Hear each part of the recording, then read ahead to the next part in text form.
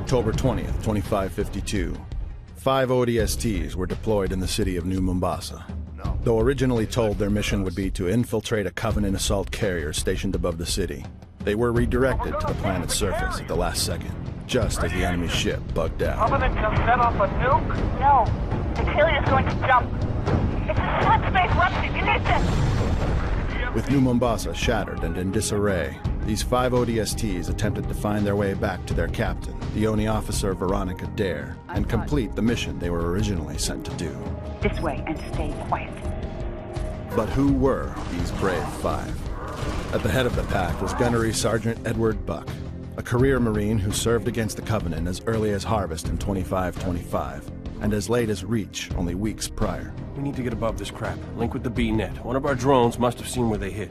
Then there was Corporal Taylor Miles, or Dutch, as his friends called him. Heavy weapons specialist and a man of deep spiritual convictions. Next in line was Lance Corporal Kojo Agu, or Romeo for short. Deadly and proficient with the sniper, despite being a little unruly with his mouth. I take it back. Navy got its butt kicked. Hey, Romeo, remember when I told you to shut your mouth? Yeah? Consider that a standing order. And in the cockpit, Private First Class Michael Crespo, or Mickey, an experienced pilot and a dedicated soldier to the very end.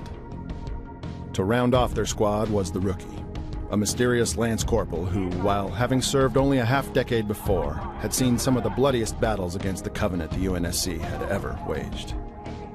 Upon being scattered across the city by the slip-space fallout when the Covenant's ship jettisoned away, both Buck and Dare initially found themselves near each other. But as Buck would make his way toward Dare's position, he would be too late, only to find Romeo and the likelihood that Dare had been captured or killed by the Covenant. With this dark possibility in play, Buck considered scrubbing the mission and conducting a search for the remaining Marines in his squad in an effort to exfiltrate the occupied city. I'm on my way! On the other side of the island, Dutch found himself in the now barren Uplift Reserve, a wildlife preservation besieged by the Covenant and the original LZ for the aliens' now departed assault carrier. Dutch managed to find his way to the makeshift rally point, the front of the local ONI Alpha site at the south end of the city.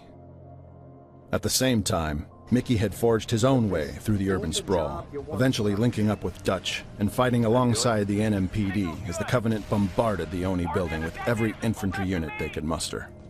Failing to protect the building and its extremely sensitive information, the 2 Marines were directed by local command to ignite a series of charges which would destroy the ONI site and halt the Covenant's efforts to seize it. This day ain't turning out so bad after all! Unbeknownst to Dutch and Mickey, below the ONI building was the Superintendent's mainframe and the very thing the Covenant were frantically searching for. The 2 Marines had unwittingly opened the front door for the Covenant to what might be humanity's only chance for survival.